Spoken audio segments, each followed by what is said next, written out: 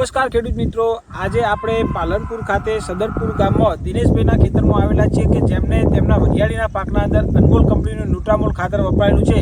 તો તેમના પાસેથી જ આપણે માહિતી મેળવીએ કે તેમને ન્યુટ્રામોલ વાપરવાથી શું લાભ થયા.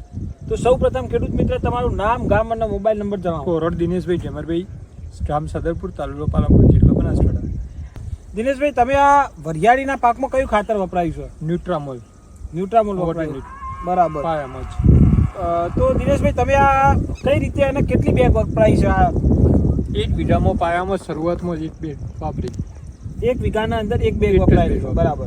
તો તમે આના પહેલા તમે કોઈ દિવસ કોઈ પાકોના અંદર વપરાયેલું છે ખરા ખાતર? ના, ફર્સ્ટ ટાઈમ જ વાપરી. પહેલી વાર જ વાપર્યું. બરાબર. તો દિનેશભાઈ, તમે આ ન્યુટ્રામોલ વાપરવાથી શું શું ફાયદા લાગે તમને? મોટા ફાયદા એટલે વરિયાળીનો ટોરેમરી વિકાસ થયો, રોડ પ્રતિકાર શક્તિનો વિકાસ સારો રહ્યો અને ડાઠીઓનો વિકાસ થયો અને દોણો ભરાવદાર થયો.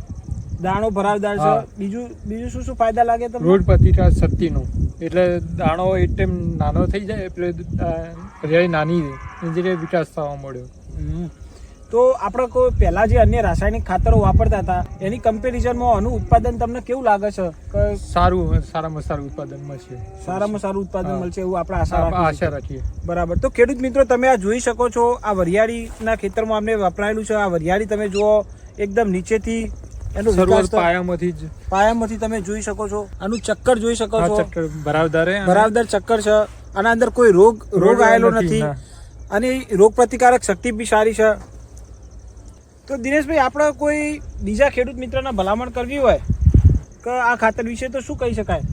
એકવાર અઠતરા માટે વાપરવું જોઈએ. સારામાં સારું ઓર્ગેનિક ખાતર હે. બીજું ખાતર વાપરો એને સિમ્પલ સાદું ઓર્ગેનિક વાપરો અને જમીન સુધારો અને પાકનું ઉત્પાદન મળો. ખૂબ ખૂબ આભાર દિનેશભાઈ, તમારો ધન્યવાદ.